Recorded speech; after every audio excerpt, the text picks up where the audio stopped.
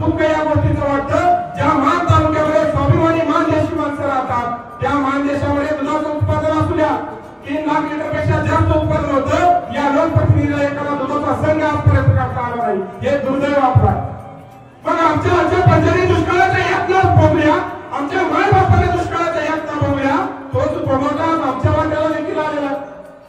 आज मात्र आपल्याला संसद विवेकबुद्धीने निर्णय घ्यायचा आहे। भाषण देऊन लोकांची मनं पेटवणं सोपं आहे बंधूंनो, परंतु लोकांना राशन देऊन त्यांच्या घरामध्ये चूल पेटवणं सगळ्यात अवघड असतं। बाबाजी घागे साहेब त्यांनी आपल्या उद्योग नेतृत्वातून खटावांसारखा साखर कारखाना उभारला। हा देशातला माणूस स्वाभिमानी आहे, इथल्या शेतकऱ्याच्या मनगटामध्ये ताकद आहे। खटाव स्टीलच्या माध्यमातून मोठा उद्योग त्या ठिकाणी साहेबांनी उभारलाय। सरकारी क्षेत्रामध्ये विविध सोसायट्यांच्या माध्यमातून सगळ्या इमारती गावोगावी राहिल्या। शिक्षण क्षेत्रामध्ये चांगली कामगिरी करणारा असं नेतृत्व आहे। माझे आमदार म्हणून त्यांनी अनेक गोरगरीब शेतकऱ्यांना आपल्या ज्या काही नेतृत्वातून आपल्या कर्तृत्वातून अनेक लाभ देण्याचं काम केलेलं आहे। अजून एक आपल्या सुदैवाची गोष्ट आहे, या राज्याचा 1/3 13 जिल्ह्यांचा आयुक्त राहिलेला माणूस प्रभाकरजी देशमुख साहेब अरे रिटायर झाले आयुक्त म्हणून 13 कलेक्टर खाली शिवून उभे राहतात आल्यावर एवढा प्रोटोकॉल असणारा माणूस आज आपल्या महादेशासाठी झटतोय।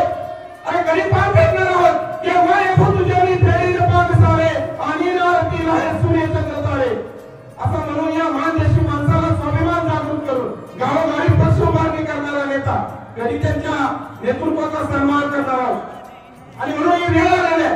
आज स्वाभिमानी शेतकरी संघटनेवर आम्ही काम करत असताना अनेक आंदोलनं केली। लोक आम्हाला विचारताय गाडगे साहेब कारखानदार तुम्ही संघटनेमध्ये काम करताय, त्यांच्या विरोधात तुम्ही आंदोलन करताय, आज त्यांच्यासाठी तुम्ही प्रचार करताय।